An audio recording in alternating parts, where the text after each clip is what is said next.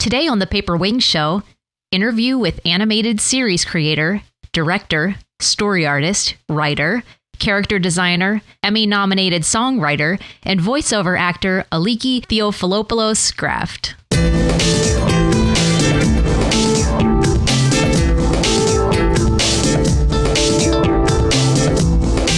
Elevate your visual storytelling with the Paper Wings Show. I'm Chris Oatley, former Disney visual development artist and founder of the Oatley Academy of Visual Storytelling. I'm Laura Innes, writer, graphic novelist, and creator of the Dreamer webcomic, published by IDW. And I'm Justin Copeland, filmmaker and storyboard artist for Marvel and Warner Brothers Animation. Our connected world offers infinite reach and visibility. There is no reason to let time, money, and self-doubt bring you down. We're here to help you find your voice, perfect your craft, and create stories that draw a crowd. Find us online at paperwingsshow.com. It's the Paper Wings Show! Slightly more musical that time. It's a lot of music. A lot of music on the Paper Wings Show. I just feel like I don't know what to say when you say it like that. I don't know what to... Right, when I sing as opposed to just shout it. Even when you shout it. No, it's just period. I don't know how to respond. We sing, shout. Yeah. Is that cool? Is that what we do? We respond with woohoo. I thought that's what we were doing now. Yeah. Well, that's how this worked. I always have a half-hearted woo-hoo. Yeah, it's a running gag. All right. Yeah. So then Laura kind of phones it in, and then we make fun of her. That's how this goes. Oh my goodness. That was deep, man. Aliki Grafft is on the show today. It's very exciting. Aliki is awesome. She's my hero. After this interview, she is one of mine too. I mean, my goodness. It's so much fun. This is just one of the most fun interviews I think that we've ever recorded. Yeah. It's just so many laughs. It's so funny. This one is amazing.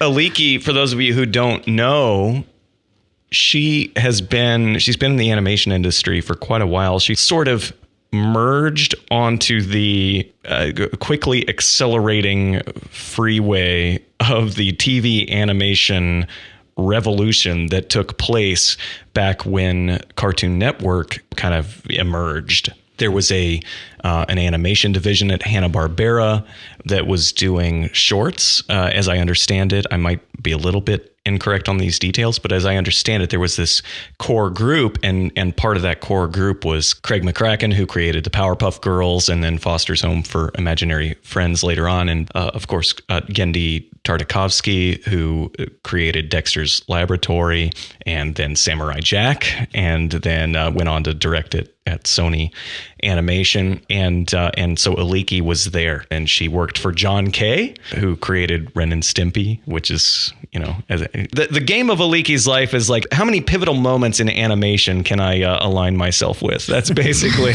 and then she worked on Phineas and Ferb. She was very influential in that show. Did everything. Story. She wrote songs. It's commercials. Yeah. She's got the greatest voice ever. And then she's a voiceover actor as well. We're actually going to play her demo at the end of the show just before the bloopers, so you'll get to hear that, and it's really cool.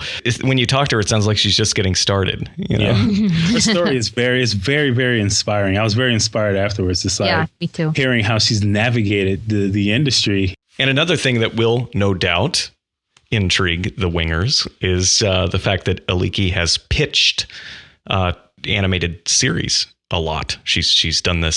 She has a lot of experience pitching. She's kind of unstoppable. So we got something else pretty cool going on. Yeah. Something Academy. top secret. Mm-hmm. But it's actually been top secret for a very long time. And the fact that we're even teasing it now is so exciting. Yeah, extremely exciting. That it's at the point in development where we're at least letting you know that it's going on. Yeah. Something secret is brewing behind the doors at the Oatley Academy, and it will be unlike anything the Academy has offered before. Is that fair to say? I think it's definitely fair to say, and I would say that it's unlike anything any art school has ever offered before. Definitely. I mean, obviously you guys you're at the forefront of everything that's going on. Everything that I've been hearing from the both of you, It sounds exciting to me. I mean, I wish I had this. You're like trying to avoid like saying what? Yeah. So we'll obviously be talking about it on the show quite a bit between now and May 1st, which is when we plan on having the official launch. But if you would like sneak peeks behind the scenes, and you'd like to provide feedback and sort of help us prepare this project for launch, you can go to chrisoatley.com/PW31, which is the blog post associated with this podcast episode. Scroll about halfway down the post and you'll see a link there. Join the early notification list for the next big thing. And click that link and it'll take you through a registration process. Basically, you'll sign up for an email list that will only last the duration of this period from here until the spring when we do the official launch. And probably through the launch, we'll probably be involved with you guys through the actual launch of the project and kind of as we're getting it started. But in other words, this is not a long-term email commitment like, for example, the official chrisoatley.com newsletter. So this is more of a project-based thing, and just a way for us to connect with you and get your insights on the project. And everything we do at Oatley Academy, we design for you as specifically as we possibly can. We listen to you constantly. We're always trying to understand your struggles and your goals and your dreams and the vision that you have for your own lives, and this is timely. It's going to help to equip you to survive and thrive as a creative professional of the future. I don't want to say too much.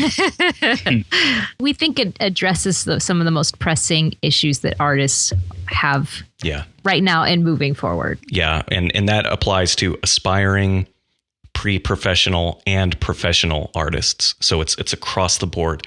So I know we're being vague, but that's part of the fun. If you want to know more, go to chrisoatley.com/PW31. That's as in Paper Wings episode 31, PW31, and join the early notification list for the next big thing. Take us all the way back, Aliki. Where did the dream begin? As far as I can remember, I loved drawing. Mm-hmm. Loved drawing, drew all the time. But I also, as far as I can remember, I loved cartoons. I didn't have any prejudice towards anything. I loved like the Saturday morning, Pac-Man kind of cartoon. And I also loved Popeye and Looney Tunes and the Tex Avery stuff. I didn't know, that's Tex Avery. I had no idea. I just was like, wow, I love when there's cartoons with that wolf guy. And, these Droopies are really funny.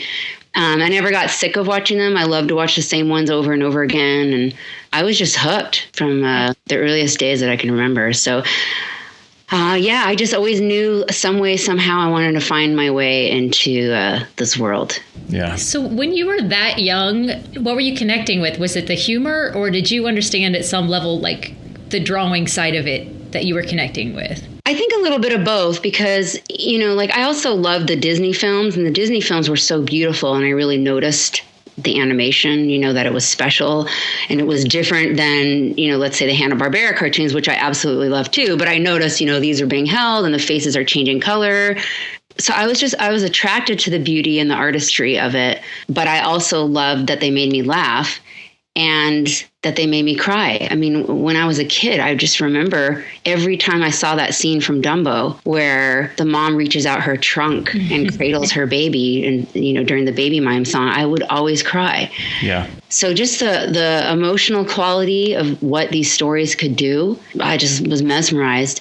But also, I love the artistry, like with things like Fantasia. And then I just love the laughter from all the Bugs Bunny cartoons.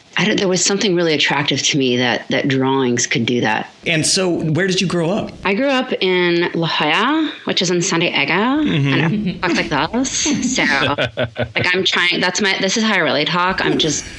I actually was putting on an accent to sound like a normal person.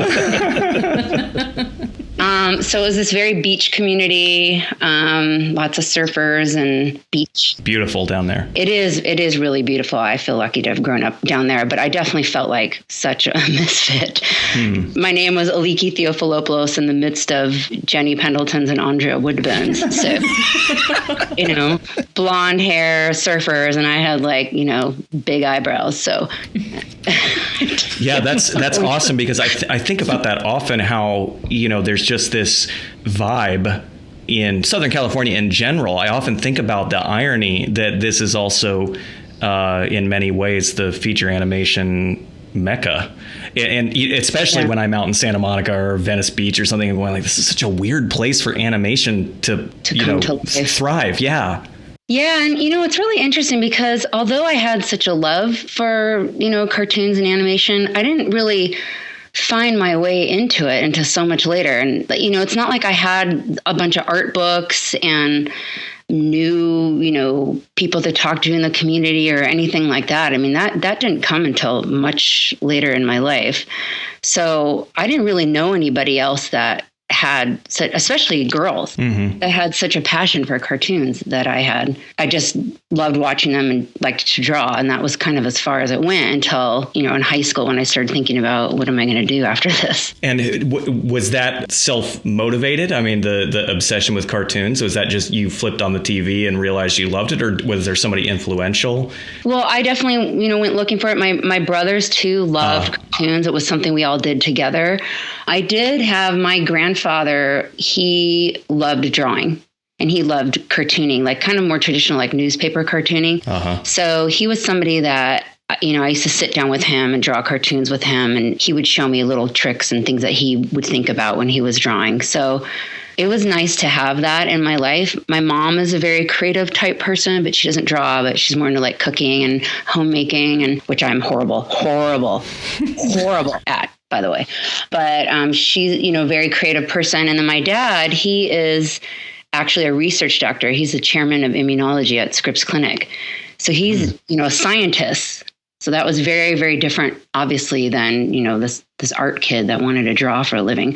But his influences were more that he came from Greece and grew up with nothing, and basically like working hard and education took him out of that. And he came to America, and, he's got this incredible story. So his like drive and passion to like choose a dream and go for it and put your all into it and all that kind of stuff, to this day, I know that I was inspired by him. Wow. Yeah, for sure. Yeah, I was just going to ask you about growing up different.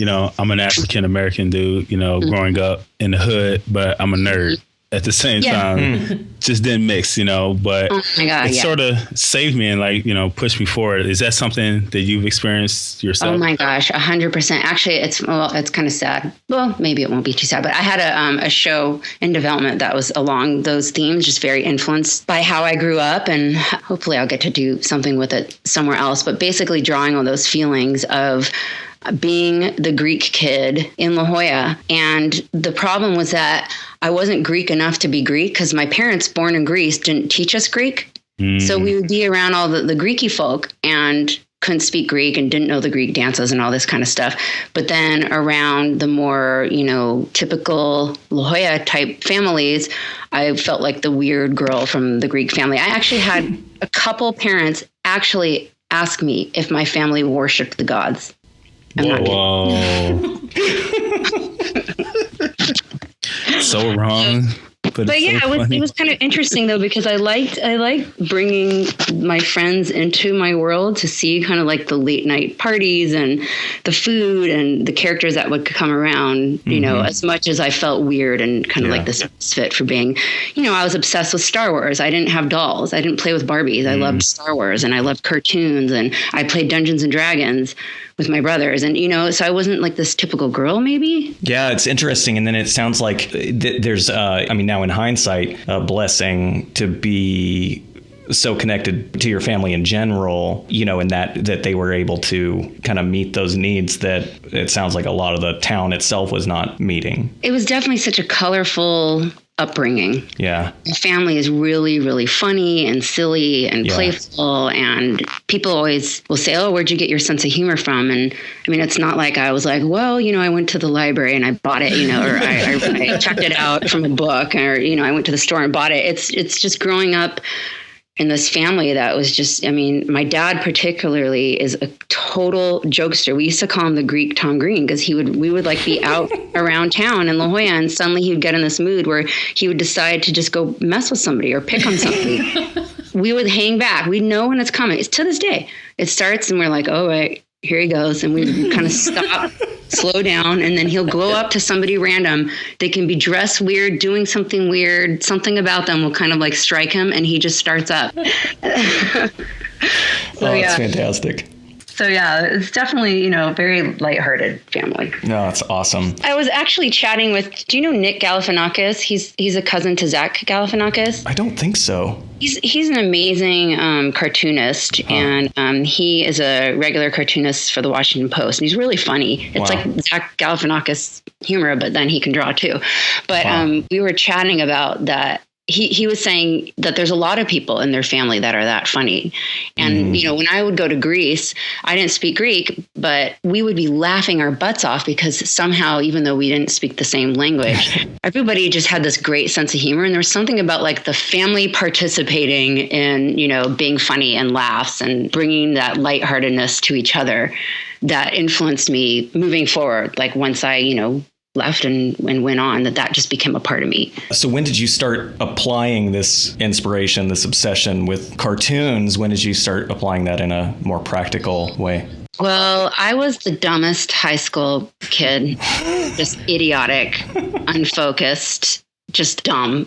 People would be like, I'm really trying to inspire my 9th grader to start, focusing on her craft and be ready for college. And I'm like, I was such an idiot in 9th grade. Somehow when do you apply for school? Junior year, I really didn't have any motivation. I didn't know about like CalArts, and I really was clueless. I knew I loved animation and I needed to study art to do that. So I was in San Diego and I'm like, well, I'll just go to San Diego State. I'll just get this one application and I'll just handwrite it. 'Cause I'm just going to handwrite it. And I'll just send that in and I'll just go there and draw, because that's all I need to do, right? So I was going to do that. That was my big plan. And then I was at a friend's house and her family was very organized, and her mom had these color coordinated folders with the college applications. And she was like, you guys, Lisa can't leave and do anything until she goes through these college applications. So she's like, you know what, help me out. So I grabbed a couple of them. I'm like, well, I don't want to go far. There's USC. It's too late for UCLA. There's Arizona. Arizona's not that far. It's hot. Well, I don't like to be cold. And I just applied to these schools. And then I kind of got into it. I pulled my artwork together and I got into all of them. So I went out with my parents and took a look. And we actually had gone and looked at Otis Parsons too, I remember. But once we started the process, my dad was like, you know what, you really should have like the 4-year college experience. We at the time, I don't even remember where Otis Parsons was. I think it's moved. But he was like, where are the rolling hills?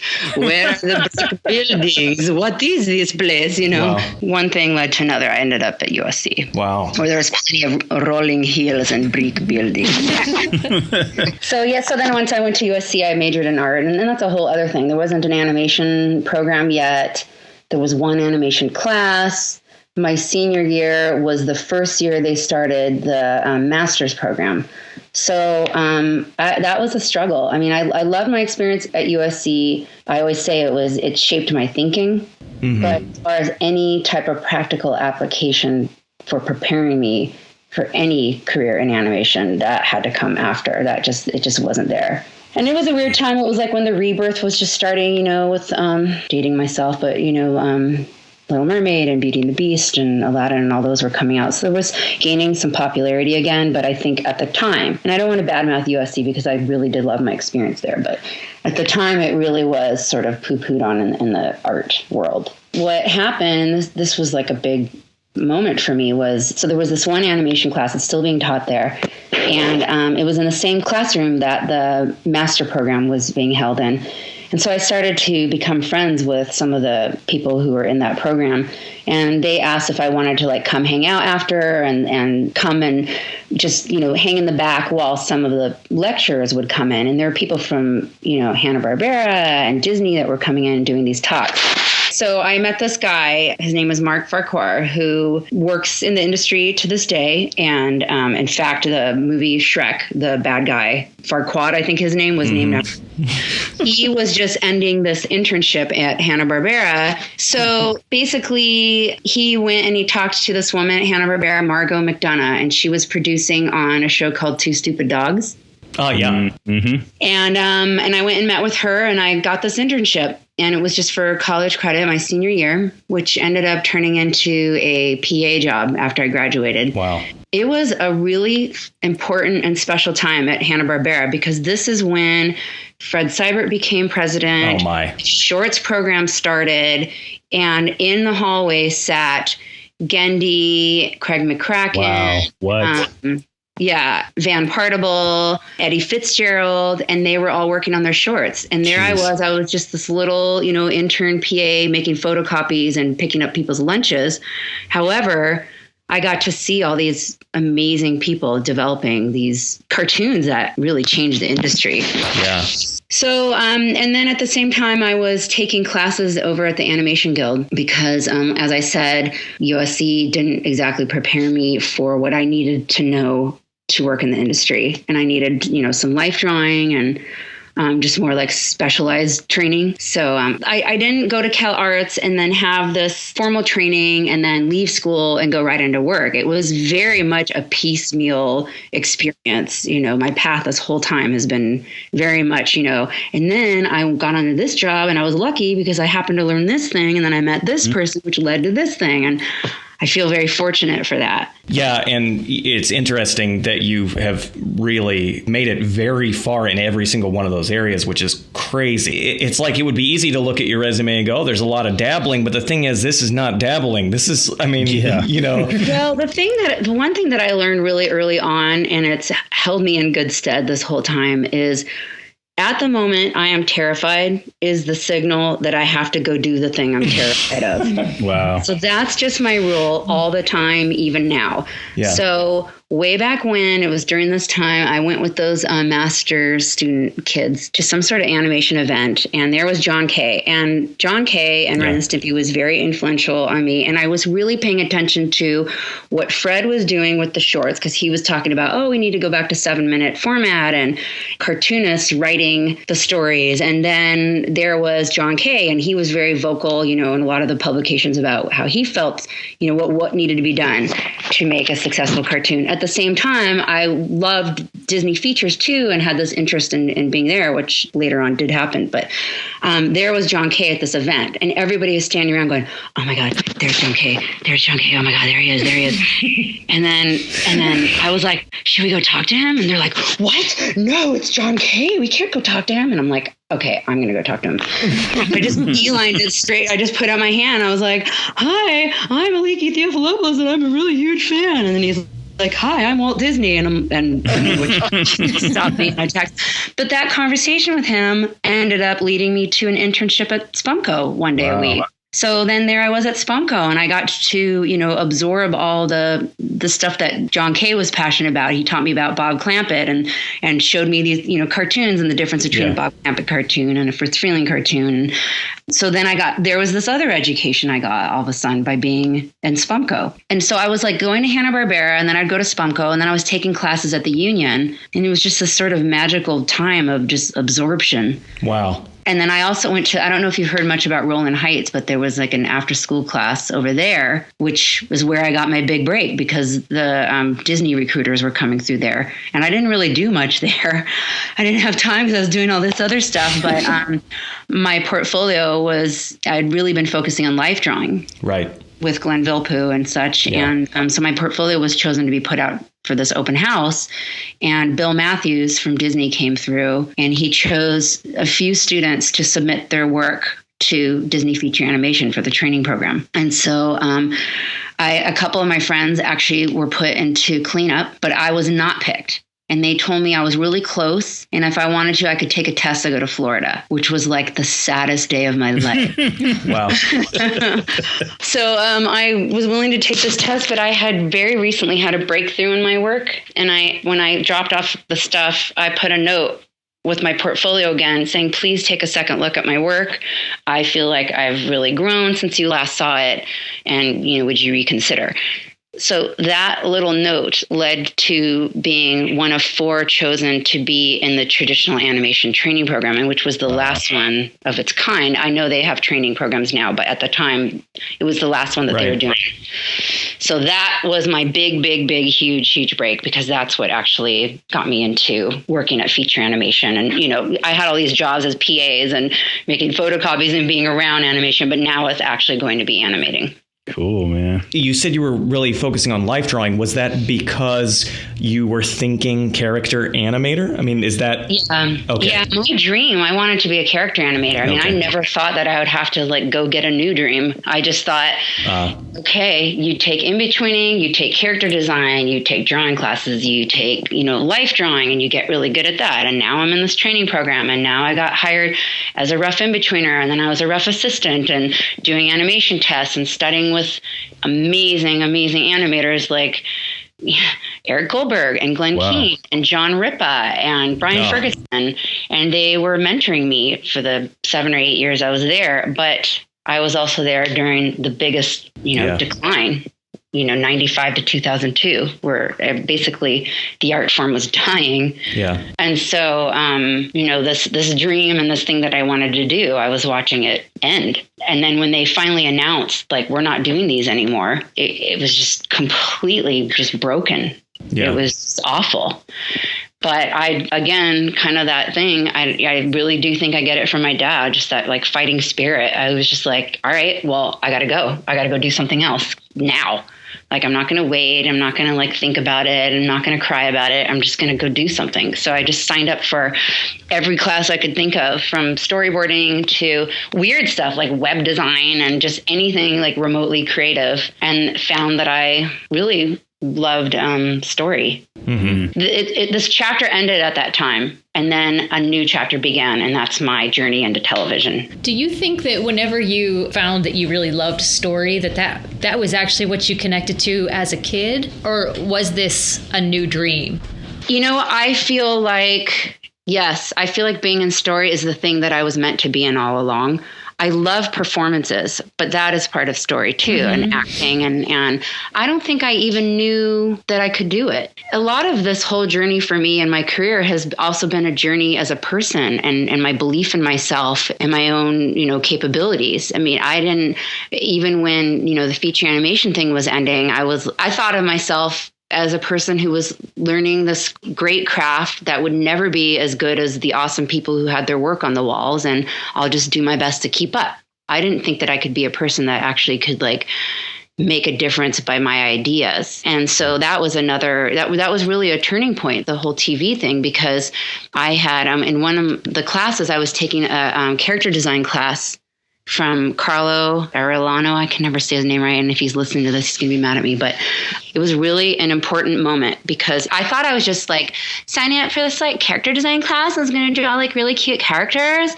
But what it was a very kind of realistic, more gaming type of, I don't even know how to describe it, but really, beautiful, people were drawing monsters and creatures, and it's so not what I do at all. So I came to the class, I was the only girl there, and he talked about what we were going to do, and there was the work on the wall, and I was absolutely terrified, out of my mind. And what I realized in that moment, and he gave us the assignment, was to redesign characters from Dorothy and the Wizard of Oz. I just remember staring at my white paper in my sketchbook. And I was like, you mean we have to do it right now? We can't go home and do it and bring it back? And he's like, no, we're going to work in class.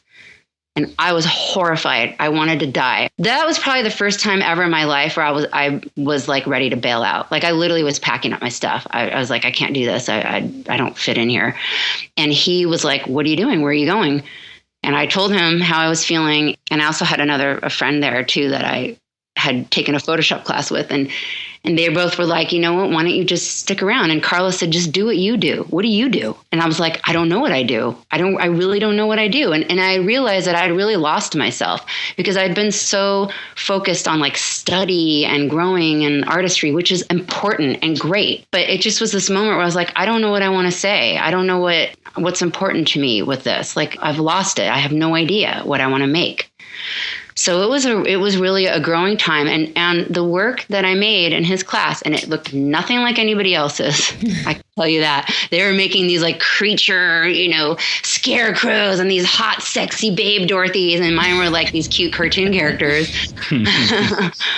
But the drawings I did in that class later on, when, feature animation was ending and everything, I had a friend who was working on SpongeBob, and he spoke to an executive at Nickelodeon, and the executive of Nickelodeon said, you know what, we need some new talent. Do you know anybody, new faces, new people that I don't know? Can you bring some of your friends in?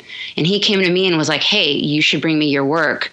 Nickelodeon, they want to look for some new talent. And I handed him my life drawing portfolio, and he was like, what the hell is this? And I'm like, my portfolio. Do you like my zoo drawings?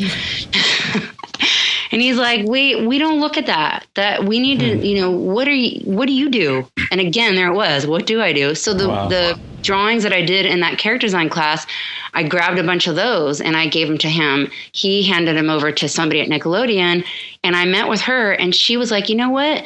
These are really interesting. You should come up with a show for these. Wow. And I was like, a show? I don't do that. No. See, I'm the scared person in a corner. I don't do scary things. What do you mean? And she's like, you have really great ideas, and you're really funny, and there's so much appeal. And I was like, what? Wow. So then, and she's like, yeah, come up with something, and I'll set up a meeting. There's this guy here. His name is Eric Coleman, and you can meet with him in 2 weeks. And I didn't know who Eric was. Mm-hmm. I didn't know anything about pitching. Wow. It was crazy. So I had one meeting with her beforehand, and I had this one character that was kind of generic, and she literally said, like, this character is so boring. Why don't you base a character on you? You're interesting. You should draw on your life and yourself. So I went back and I came up with this thing and pitched it to Eric Coleman. It was my first pitch ever.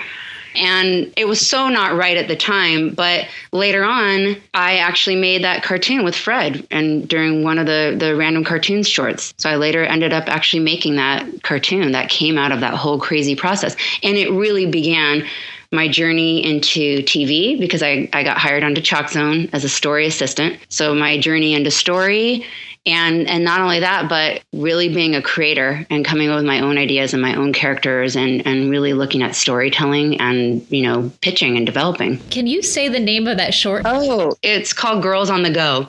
It's on YouTube.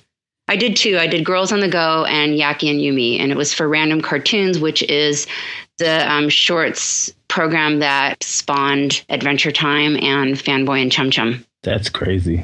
Yeah. It's crazy. I was talking to one of Justin's students actually yesterday about her career, and she was told by sort of an influential teacher at her art school and by one of the career advisors that she was never going to fit anywhere. She was never going to get a job in the industry. She was never going to have a creative job, I believe was the exact quote, because she's too much. I had a college professor tell me I should change majors. Right. Yeah. Yeah. It was like the whole thinking was like, you're too much of a weirdo.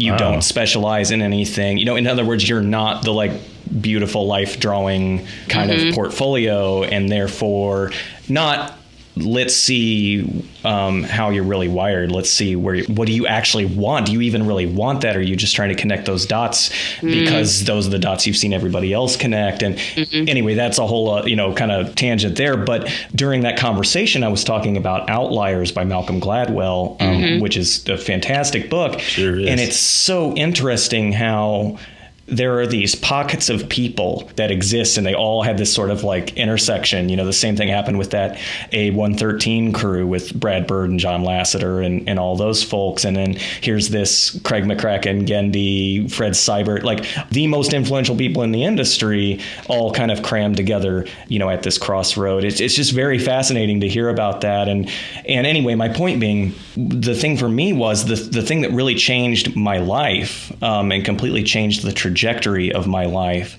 was around the time I read that book. I realized that there was so much of myself that was pining away for the days I would be Brad Bird's best friend and, be working at Pixar with all those folks and that kind of thing. And the thing that changed my life was when I went, wait a second, you're surrounded by Brad Birds. Right. There's one sitting right next to me right now, and Laura. And in fact, Laura was one of the first Brad Birds that I, reached out to. And we started this podcast. And then, of course, not to just go on, but it's led to so many other things. And, the point being, I think that's really valuable to keep your lenses on, sure, dreaming is important, right? I mean, of course. And if you want to work somewhere specific, go for it. Like, that's great. But just don't miss your A113 crew, don't miss your, shorts department crew who's around right now. Well, and the whole, like in the midst of that, be who you are too, because usually a person, like, let's say the people that were there during that time at Hanna-Barbera, they stayed in TV and they created these great shows and went on to do more and more and more.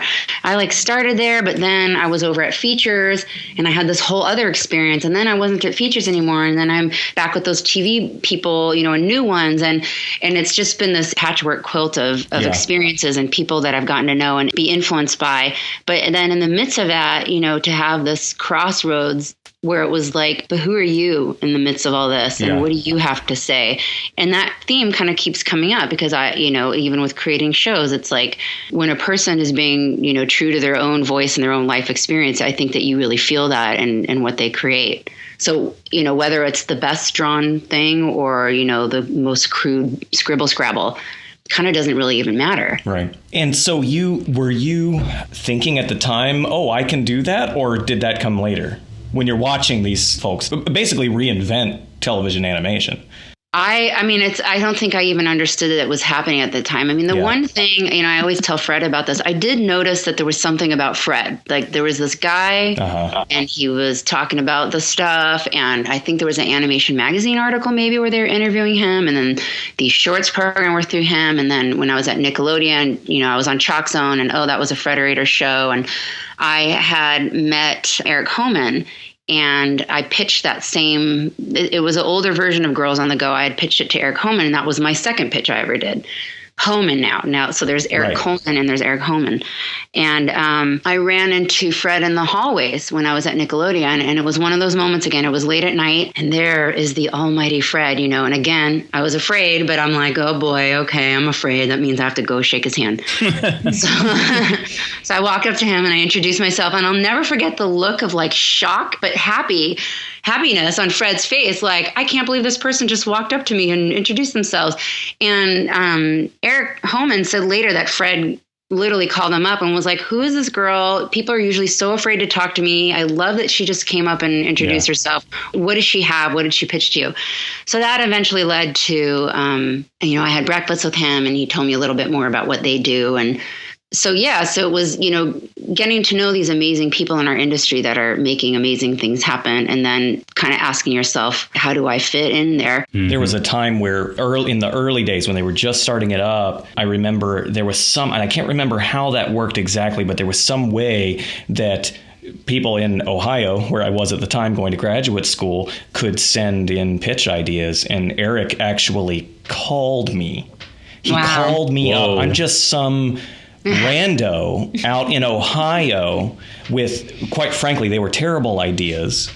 And that was, I mean, you can imagine how incredible that was to have a phone call with him. And we probably talked for half an hour, maybe longer, and just talked about cartoons and a little bit about my ideas. And I mean, I think he was just building relationship, really. Yeah, he's so great about that. I love Eric Homan. And just the whole Frederator vibe. I mean, it's just very open and it doesn't matter, where you live or who you are. If you have a great idea, they want to hear it, which I think is really cool. A lot of great stuff has come out of that. The short that I directed, Dr. Lollipop, very much the story of Dr. Lollipop was very much that. Kelly, was doing this little comic on her own and had it at Ape, and Eric Homan saw it and just called her up one day or emailed her, I think. And she had the same oh my gosh, this cartoon producer is calling me up and is interested in my cartoon. This is crazy. So I just love that that can happen. And obviously, I think technology has played a big part in that now, too. Yeah, I know for me back then there was not very much of that sort of DIY. Mm-hmm. It certainly wasn't what it is now. There were people who just figured it out. And I guess that's also about Fred's career, is that he's just been so perceptive. The fact that he saw the future so early on is amazing to me. Yeah, I think that Fred has a great eye for talent. Yeah. And that's something I've always noticed. So you say you weren't necessarily aware that the industry was being reinvented, but but that's something, I could see something exciting was happening for sure. You could feel that, right. And just the level of talent that was there. But I think that I just so didn't know where I was going to fit into all that. I certainly didn't even think for a moment that I could get hired at Disney. When that happened, it was just like, it just felt like the world opened up.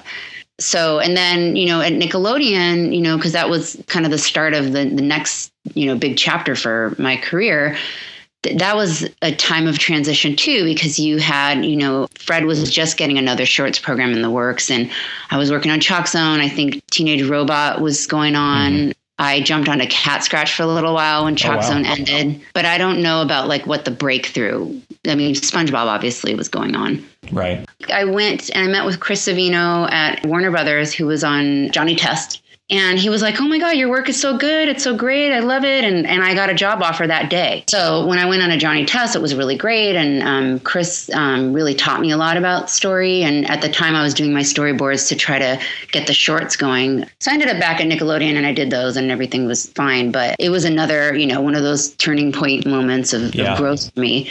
And even with the shorts, they didn't get picked up, but I learned about how to make a film from start to finish, and writing and post and all these things that I hadn't done. And those shorts that I did are what got me the job on Phineas and Ferb. Yeah. So you never know how, your experience is going to benefit you and lead to the next thing. Yeah, you had the best education ever, just from bouncing from thing to thing, show to show. And also the thing that I appreciate just from hearing your story is you don't wait for permission from anybody. Right. You sort of know, or you have an inkling that, this, I should probably move over here. Is that something that you developed in yourself, or is it just who you are? What do you think? I think it's a little bit of both. I think it's being forced out of my comfort zone during different times of my career and in my life. And then I think it's being born with that certain thing of just I'm going to do it. I'm going to do it because I have to do it. I have no choice. I got to figure it out. And if it's not this, where is it? There's no way I can give up. I just have such a fighting spirit and so much passion for this whole thing. I've had a lot of disappointment. I've had stuff in development and things that I really care about, and then they didn't go. And the one recently there was a lot of heart in that one, and a lot of really great people who worked on it and believed in it. And that was so disappointing. And I think that's the type of stuff that probably should and could break a person. But in this industry, I think it's really important to have that fighting spirit to get back on your horse, see where you can learn and grow, stay passionate and keep going. And I've been joking about this lately. I'm because I'm directing on a really great project now, and it looks like I might be directing a movie for the channel. And I keep joking about, failing upward. There's going to be these failures and these disappointments, but keep growing and keep going and keep absorbing and being open and learning and throwing everything you have into it, because that's the only way to make things that are amazing. And if something doesn't work out, it might be amazing in other ways, and you don't know what kind of doors are going to be open. It's I feel like there's no choice but to just keep going and being my best, and whatever happens from that, awesome. But I also you're right, I don't just sit and wait well, maybe somebody will come knock on my door and there'll be an opportunity. I'm very into I think networking and connecting and taking every meeting and every pitch and following up on relationships that have started. I think that is so important, and it's easy because I like a lot of the people in our industry. I love spending time with them. But did you have any vision for yourself as a show creator specifically when you were in the shorts department? No. Okay. No, I really didn't. I just wanted to make cartoons, and I didn't I don't think I could even dream big enough to envision that for myself. Wow. I knew I wanted to be in animation and I wanted to draw and make cartoons, but that's where I say, like, part of this journey for me has been a journey in self-esteem and belief in myself. I think that there's always just enough belief in myself to take that leap to get me to the next step. And then it's a new set of like, okay, you know, here we are. We've been catapulted into white space. What do we do here? And then, That is and then great. it's like, oh, wait, you have a bag of tricks. You have, you know, experience and life and ideas, and you have things to draw on here. You can do this. I really want to hear the Phineas and Ferb story, like how that happened. And because that, I think, and then the following chapter there is kind of present day. Yes. Where was I? I did the second short. I finished Girls on the Go, and I'm with an agency with the Gotham Group, and my agent heard about this new show that was starting at Disney, created by Dan Povenmire and Swampy Marsh, and I didn't know them or anything about them at the time, and it had a weird name, Phineas and Ferbs. She sent my work in. And Dan told me later that my shorts were a big part of getting that job. He just said that he thought that they had a lot of charm, and that he thought that not only could I storyboard, but I could write.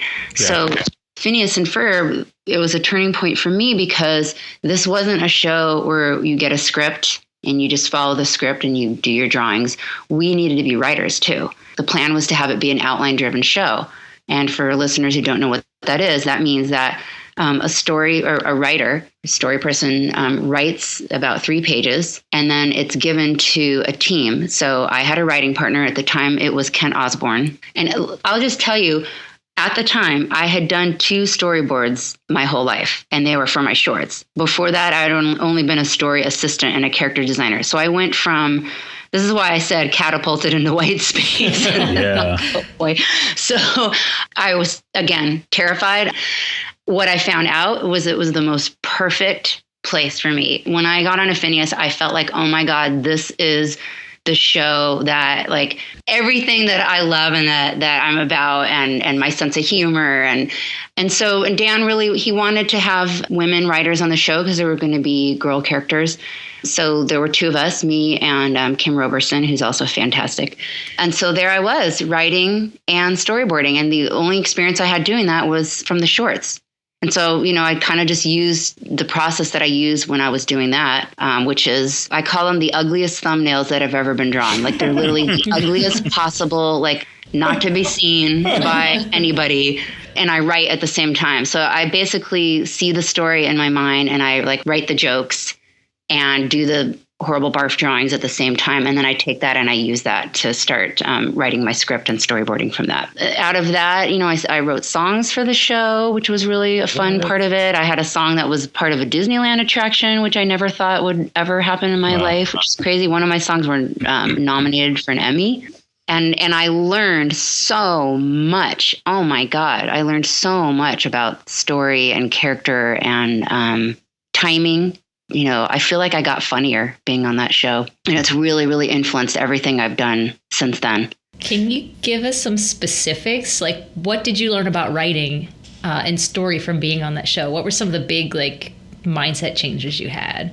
I don't know. It's so weird because it's something that feels so natural to me now in a way. Like, I can't watch a movie or watch anything without being so aware of it. But just really being clear and, you know, setting up your story and knowing your character's motivations. Don't set something up without paying it off. Just styles of humor. And then the flip side of it was what I got to bring to the table. Because like I said, I have this weird hodgepodge of experience between, you know, feature animation and animating. But then, you know, these special moments of working in television. So I feel like I got to bring, like, some of my animating skills and really do some fun visual stuff, visual gags to go with the more written gags that we were doing. Mm. So, yeah. And then a lot of trial and error. I mean, there was a lot of drawings were thrown away on that show. Stacks and stacks of work were thrown away. And a big part of that, why that was important for me, was to not be so married to something. I mean, something that I think was very different was just sort of the feature side, is just everything so beautiful and so labored and so perfect. And with our schedule, there was no time for that at all. No time. And there's no point, because we are constantly changing the story. I mean, we one of the funnest parts of the job was being in the story room with other amazing, funny people. And so there's no point to be so labored with our work when it was going to be changing all the time, and, also no time. So it really taught me how to trust myself, that there is a gut instinct that knows things about what works and what people connect with, and to just trust that and make those choices quickly and not overthink things. I want to talk to you about your process. I mean, like how you approach story, like you have, I mean, you told me how you work with Phineas and Ferb, but, I want to talk about like when you get a script, what goes through your mind? Where do you start? What are you thinking about? Well, it's different if it's something of my own versus like getting an outline or a script. Usually, if I'm being given an outline or a script, I come at it from an extremely critical eye. So I'm constantly asking why. And a lot of times I'm almost mad whying, like, why? Like digging the question mark into the page, because I'm like, why is this here? And I mean, for me, because I need to know why every scene should matter. And even if it just matters because it's just entertaining. But if there's a scene there and it's not entertaining and it's not pushing the story and we're not learning anything new from the character, I don't want it to be there. It needs to go. We would start off a story outline, and then I'd be like, all right, it's time for the great consolidator to walk in and cut up some of this, because I want there to be room to do the fun stuff and to do the business. And, so if you're filling up everything with needless story moments, get rid of that right away. So it's asking why choices are being made, why scenes are there. And also, even if you hate a character, why are we falling in love with that character? I ask myself that a lot. Like, even if it's the villain, we have to fall in love with the villain too, in a way. So what is it about this character that is appealing about their evilness? and then how is the audience going to connect to what's happening? Like, what is the connection to the audience? What are they going to be feeling when they're seeing this scene right now? Because it's my own theory that I feel like everything is about a feeling experience. So I'm asking myself a lot of, motivation.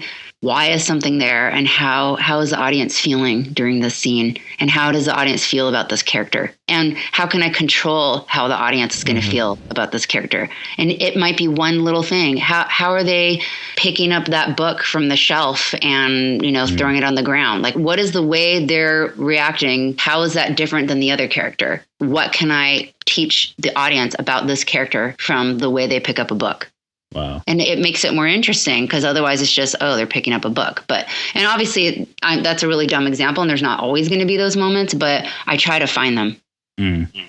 So about how long does that process take you to go through all these story questions? I mean, a good way to look at it, I guess, is with Phineas, because we would get an outline on a Monday and mark up the outline, for 1 to 2 days. And then it actually was a great process, and I still use it for my own stuff. But so even if I've written an outline, what I do is I write an outline, and then I pretend somebody's handed me a bad outline, and then I'm critical of myself, of what I've written. So again, take a couple days on that. And then what we would do on Phineas, and I do for myself, is I would do what's called like a beat board. So I would take index cards or Post-it notes and write out the bottom line of the main story beat, just like one sentence of each story beat. So that would take, that would probably take about a week. We would pitch to the director or Dan and Swampy what we were going to do with the story. And that came from those story beats that we came up with. So for the first week, I mean, you've barely really even drawn. It's more just almost no drawing. Yeah. It's all thinking about it, talking about it. I mean, my former writing partner, John Matha, who's brilliant. We had so much fun working together. We had this one time where we went to lunch, and we spent literally the whole lunch talking about what would be inside this box that this character left on the side of the road. The whole time we were like, well, it could be this, but if we do this, then we can do that. And if we do this, then we could pick it up here later. And I mean, and that was during that 1 week where it wasn't about drawing, but it was about conceptualizing and thinking. If you do all the hard stuff, like sitting down, thinking about what's motivating these characters, what's the main theme of the story, after that, it sort of draws itself. Right. It feels natural. It's like, well, this would happen here and this should happen here because you know that you have these story points that you need to hit. So spending that time and doing a little bit of research, it feels like a waste of time because you want to get into the story and there's a deadline and there's a pitch coming and all that, but it saves you time later on. Like, how do you approach directing? For me, I'm more of a filmmaker, so I approach directing from a filmmaker's perspective. I mean, it's at the end of the day, it's all story. But like, how do you approach when you're wearing your directing hat? How do you approach directing? You know, what's important to you in that sense? Well, I guess because I'm such a story junkie, it all starts there for me because I feel like once the story is where it needs to be and I know people they're gonna have what they need to fall in love with the characters, then I feel like everything can come from there, whether it's the shots or the art direction or, you know, who your team is. It's going to make that vision come to life. I think starting with that clear vision is important. The other thing that I am finding is really important, particularly the project I'm on right now, which bleeds over into many divisions of the company, is to be really strong and clear in what the vision for the project is. Because there are ways to please and support the different divisions of the company, but I think just remembering to do it in a way that still supports the story and the work and the characters and the look and et cetera of what I'm trying to do with our part of the project. And everything bleeds out of that. So keeping that strong vision in mind from the technical side to the more story-based stuff for me. I fell into storyboarding or animation sort of the same way as you. I mean, I wanted to make movies, but, you know, I grew up poor. We didn't have a camera, you know, so I learned how to draw. But when I came out here, I just knew film. And I never storyboarded before I got here. Wow. For my first gig. Yeah. So I was very nervous as well. So, but just knowing film, you know, and knowing what I want to say something here visually, you know, and that sort of helped. But I don't know a lot of the animation. I'm still learning, you know, the animation side. So it's still sort of the same thing as you. I think that's really very few people are like 100% experts at everything. Right. I mean, that's part of what I've learned too, is that like, I'm not like the greatest painter. I'm no Chris Oatley. Who is? So, but I know what I love. I know what I like. And right. You know, so I have to make my choices. You know, I am a mom and, you know, I have to make my choices how I'm going to spend my time. So I'm going to focus more on, you know, story and directing side of things and then leave the amazing, beautiful, gorgeous painting to amazing, beautiful, gorgeous painters. And there are tons of story artists that are way better draftsmen than I am. I mean, there's people that are going to be working on our project that draw way better than I think I do, at least. But I think it's just, again, knowing what your strengths are and bringing those to the table and being open to that collaborative effort. I mean, I think that the collaborative effort is what makes animation so amazing and makes it so special. And again, I really learned that on Phineas and Ferb because we had some artists that their drawings were very, very crude. And then we had some that were these master draftsmen that were, you know, shading and crazy camera moves. And there was room for all. Yeah. So you pitch a lot. Yeah. And that's interesting. Pitching is interesting to me. It's such a strange thing. It's so amorphous. You know, most of them are not going to go anywhere. And that's not a negative thing. That's not, even if they go somewhere, they're not going to go somewhere. Exactly.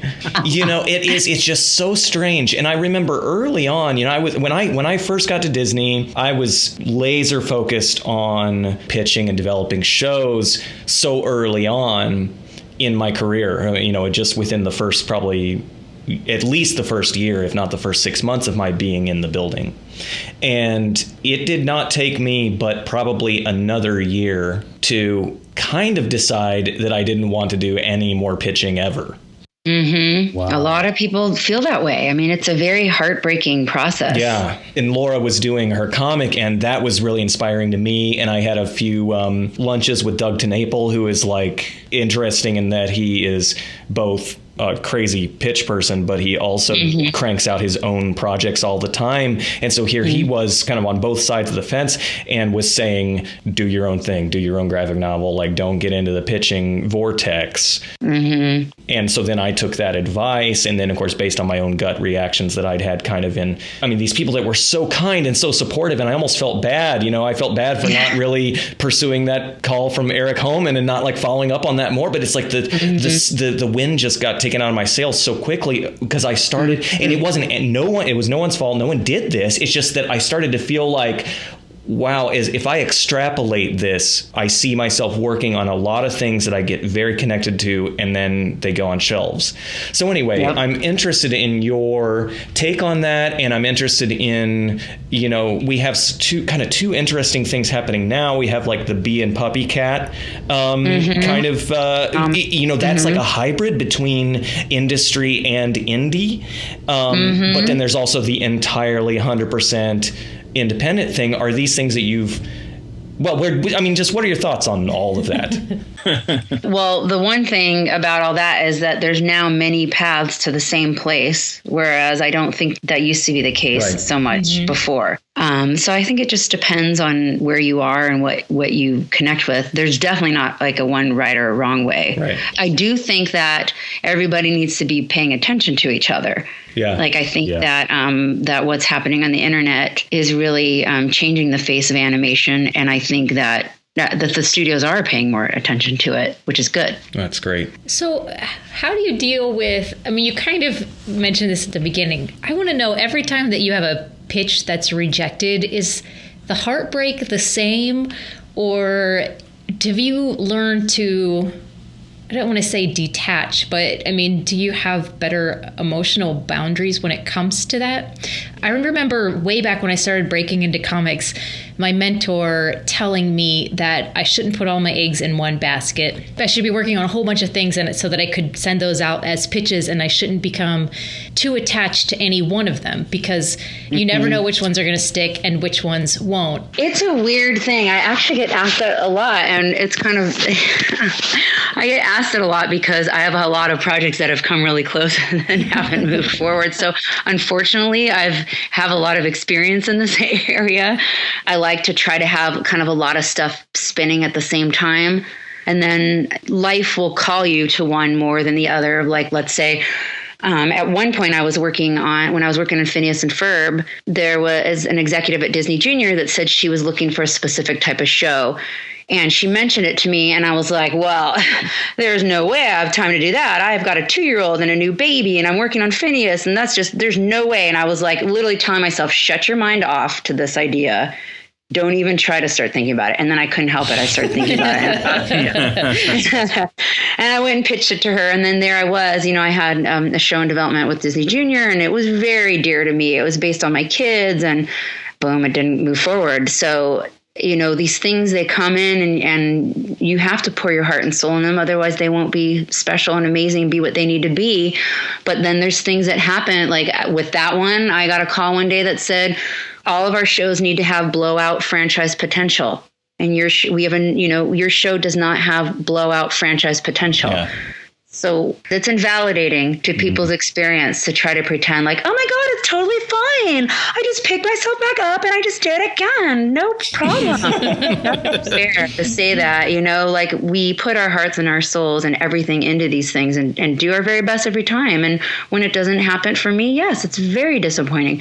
The only thing is that there's something about me that has to do this. I just have to keep going. I have to do it. I've literally noticed if I'm not creating something, I start getting in a bad mood and start like feeling, I don't know, I just don't feel good. Like I need to, and I'm sure you guys have that too, in whatever way it is. So, my agent always, I remember with that one, she said, you have one day to be depressed and cry and be disappointed. And then tomorrow you get back up. And it's kind of like that. I actually do that. I give myself one day to cry and be depressed. And the next day I'm like, what are you going to do? Are you going to let this destroy you? Are you going to stop? Or how can you grow? And the lesson for anybody listening to this or, when I talk about it is this really was a situation where I knew it wasn't the work. Like I knew the work was, still, I had somebody over the Christmas break congratulate me for getting a pilot. And I'm like, no, you don't know. It's not going. Oh. So there's so much love for it. And how can that many people fake it? Like I really did know there was something special about it. But there's this need and there's this slate and there's a change that's happening, that's so beyond what I did that I can't take it personally. I'm sad, but I can't take it personally. And what I've realized is the least important part of the pitching process is getting a show for me. The least important. Wow. The stuff that has come out of pitching, it's not just like, well, you pitched and didn't make it, so now you have zero. I have new relationships. People have seen what I create. I grow. People see that I can develop and create great characters. And even if something doesn't go, they've seen that I can do that. And that has led to so many new experiences and work and projects. And in fact, the very high profile project that I'm on now, that I'm directing on, I had to pitch that last project in front of all those decision makers, and they liked what I did, and they knew that they liked working with me. So even though that project didn't go, once again, it led me to directing on a very high profile project for Disney. So I joke about failing upward, but it really is kind of true in my case. And, and these things, and they're not dead. I mean, I actually have taken that project other places and there's interest in it, and that's great. But in the meantime, I just am not going to let things break me, because I love this industry too much, and I love this craft too much to let it do that. Webcomic. Yeah. Just saying. I just got to get that YouTube. There's no bias on this side. It's really interesting because I had this breakfast with Fred, and it was after there was a different project where I thought something was going to go again. Once again, it's a whole other one where it didn't, and I was really disappointed, of course. And I had breakfast with Fred, and he said, I was telling him how much I loved getting to see all the process stuff online from Adventure Time, all the character designs and storyboard pages. And he said, you know what? Most people think that they should hide their work and they shouldn't let anybody see it, but it's the opposite. Yeah. You put it online and people get to see it. You get to see what they respond to. They feel like they're a part of the process, and you get to see what works. So I was like, you know what? I'm going to do that this time. And I started putting this character everywhere. I put her on Tumblr. I put her on Twitter. And next thing I knew, I had people doing fan art. People created a Twitter page for her and her hair. And I got to see there was this love for her. And in fact, I'd put her in an art show over at work, which is what led to it ending up in development. But, that's that thing that there isn't just one way to do things anymore. And so with this one, I really do know. I'm like, well, there's so much love there. Even though it didn't work out, at Disney, there must be something about it to have this response. And I learned that because I put it out there. Yeah. Oh, right. We were going to ask you about your secret life as a voiceover artist. We wanted to at least just bring that up because we're all just so curious about what in the world. Okay. So voiceover, back to the family stuff. As a kid with the Goofy family and the Goofy brothers, we just always made silly voices and imitated characters and shows. And my brother and I, we used to, when getting ready for bed, we used to describe what we were doing in Morrissey voice. So we would sing in Morrissey, like, I'm brushing my teeth. It's time to go to bed, but I'm lonely in my bedroom. Stupid. Oh my. So that was, or we would also describe what we were doing in Muppet. So we would change, we'd go back and forth talking about the events of the day in different Muppet voices. So it was just something I always did and never thought to pursue it in any kind of professional manner. But one day when I was working at Features, they put out an open call for somebody to do scratch for Jennifer Tilly and Roseanne Barr. And I just thought, you know what? I do imitations. I'm going to run downstairs and just see what happens. So I went down and I did my Jennifer Tilly, and they had all kinds of people in there doing it. And I just remember, I think it was Will Finn and John Sanford, who were like, oh my gosh, do you do this professionally? I'm like, no. And they're like, you were the best one. You got it. Wow. So then at that time, I signed up for some classes. And ended up with a manager, and then ended up with an agent. And it's always something that I've had to pursue on the side because I'm so busy with everything else, obviously. And so there's a lot of times I can't go to auditions and can't drive across town. And again, because I'm technologically challenged, I don't have the home set up. So I did have an agent for a while and did some stuff. I did a lot of non-union stuff. I was the voice of the Las Vegas monorail for a while. And, did like Bratz commercials and just all kinds of random stuff. But I kept also missing work because I wasn't SAG. Finally, when I was on Phineas and Ferb, they actually needed somebody to speak Greek. So I don't actually speak Greek, but I speak it well enough. Right. That's what basically got me in. And then it was great because I started doing more work from there. What was the personal question you wanted to ask me? I'm curious about it. Justin, you were going to ask that one from the students about family. About being like a busy mom. Have you ever experienced being overwhelmed, trying to juggle everything, particularly? Yeah, so like multitasking and all that kind of thing. Yeah, a variety of mediums. Yesterday? I know, that's everybody. The day that I was crying because my son decided to sweep our new puppy's poop with the broom and then dragged it across the whole house and swept poop our house that day, and I had drawovers to do and script revisions. Yeah. I've experienced that a couple times. Wow. With that stuff, I'll just say, because I am asked that a whole lot, almost every day, I think. I always tell people, especially like those students, it made me sad because the girls were really concerned about whether they could have families and work in animation. Wow. They were really afraid that they would have to make a choice. And not a single guy in the room came up to me and said, I'm kind of worried that maybe I can't have kids and work in animation. Like, it was only the girls that asked me that.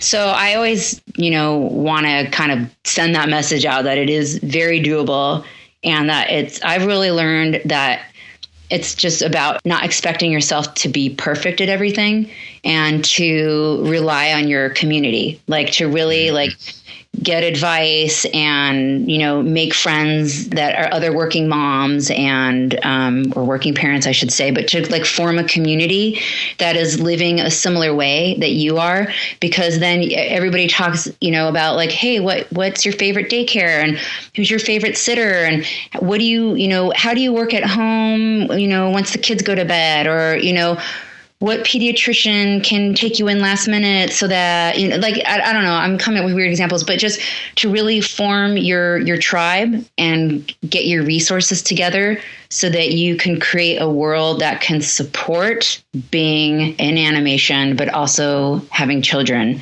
because you can't do it by yourself. There's absolutely no way. Mm-hmm. So it's about forming that community and that tribe, and then really balancing your time. I don't do as much messing around on the internet because I know that I gotta pick up my kids at a certain time, and then I need to be present with them because I have a deadline and I need to be storyboarding at 9:00 once they're in bed. So stuff like that. Or I don't make lunches first. When I'm awake, I do work. And then when I'm passing out and dying and exhausted, then I make lunches because I can make a sleepy sandwich. And your kids are like, what the hell is this? Peanut butter and mustard sandwich, cereal crumbled inside. What is this? It's funny. I have 4 kids. I've been married almost 10 years, and whenever I say I have 4 kids, people are like, "Damn!" But they never ask, dude, how do you juggle your career with all this? Because I'm, me and my wife are ready to die. They're all, one of them is always up at night, and it's horrible. Right. But nobody ever asked, how are you able to do it? But right. For the woman, they're like, oh my God. Really smart recently and decided to add a puppy to the mix. So that's... Yeah, no dogs, man. Really dogs don't grow.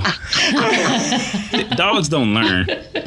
Kids learn, Oh my goodness. But the thing is that I feel like, just like any life experience adds to who you are as a creator, as I'm sure you found as a father. I find expressions and things that my kids do and just sort of being in life.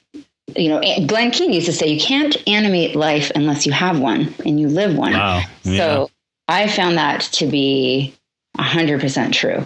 Yeah, it helps me to focus because it's dude, I can't, like you said, I can't dilly-dally right now, Right, exactly. Yeah. Cool, man. So There you have it. Wow, man. For me, the thing that I take away from this interview is, number one, I just love Aliki's energy. She's very opportunistic. You know what I mean? Yeah. yeah, she can just see that, I feel like I need to talk to this person, right now. And then she does it. I mean, how many of us have have done that? You know what I mean? I always talk about me missing the opportunity to talk to President Obama when he was a senator. Right. She would have done it, and she'd be working in the White House right now, So I always learn from our guests. But I feel like I definitely leveled up after this episode. And just, personally, I took a lot away from just listening to how she's navigated this nutty industry. Yeah. So we want to hear from you.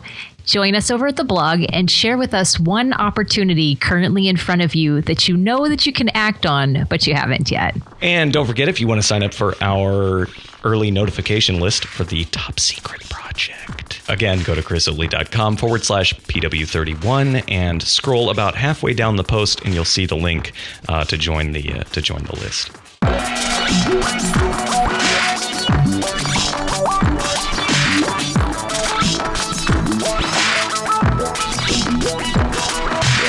This podcast is a production of the Oatley Academy of Visual Storytelling. Chris Oatley and I, Laura Innes, produce the show and we co-host with Justin Copeland. Our production manager is Anya Marcos and our editor is Kevin Chandler. The recurring musical segments were produced by Research Division. We are a proud member of the Visual Voice Podcasting Network, and you can find all of our available shows at chrisoatley.com/shows. Hey dudes, you guys gotta check out my cool music. The double album of Beethoven, Mozart, and Vivaldi. Man, chamber music rocks. What about Britney Spears? She has like the cutest clothes and the best fake tan. And she sings. Why listen to all this boring music when you can listen to a nice polka? Well, I'd rather line up and do a dance to Achy Breaky Heart. Wait! Y'all, I'll take Barry Manilow over Barry White, because he writes the songs and make the world go round. I only like easy listening music, like Ozzy Osbourne, Eminem, Ice-T, Ice Cube. Oh, did somebody say they wanted a glass of iced tea with some ice cubes? I'll do a trick. Okay, you're a dog and you're barking. Thank you. Now let's practice our trick, though. 1.5 triple roll jackknife flip into the swimming pool. Okay, good boy. A turkey treat. Hello, Goldie's dating service. Hi, I'm looking for a sexy, sensitive, sweet, short, speeder-clad, hairy-backed man. Yeah, I gave birth to one of them 25 years ago. You can have him free of charge. Children, come closer to your grandma so I can smell you. I mean, taste you. I mean, see you. My grandma, what big eyes you have. Whoa, Grandma, did you stick your finger in a socket and bug out? Oh, you two are so dirty from playing in the forest. Come into the kitchen so I can give you a bath. But why are we taking a bath in this big old pot? Yeah, and what are all these vegetables for? Captain, I don't think our friendship makes a difference. I will shoot first and ask questions later. Okay, sorry, whatever. What's good for the goose is good for the gander. Not if you're the goose. Ha ha ha ha ha. I almost did a countdown for myself. Oh, and and remember, this is going to have the like boards track under the. Yeah. Why don't you sing that while I do that, and then it's on separate tracks? Yeah, so really give me the vibe. Very helpful. Okay. Open bit barbecue sauce.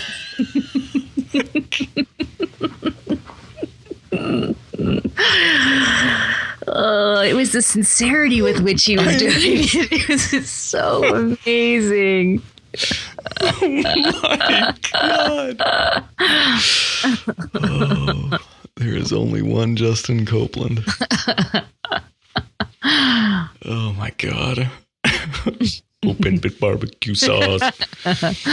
Oh my goodness.